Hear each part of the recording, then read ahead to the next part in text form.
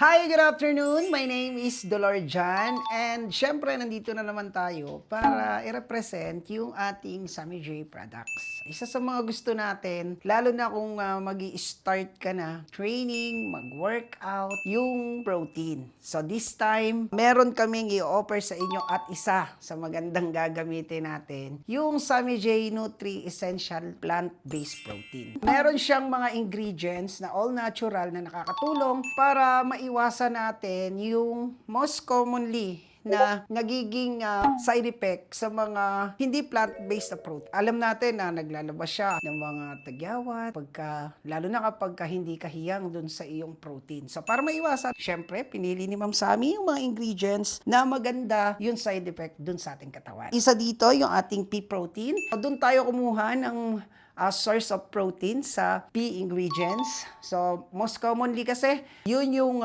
best sources ng protein. Protein yung nagsisilbing pagkain ng muscle. Pag i-workout mo yan, kapag gagamitin mo yung muscle, so kailangan mo siya pakainin para mabilis siya mag-heal once na nag-workout ka na. Yes. Diba?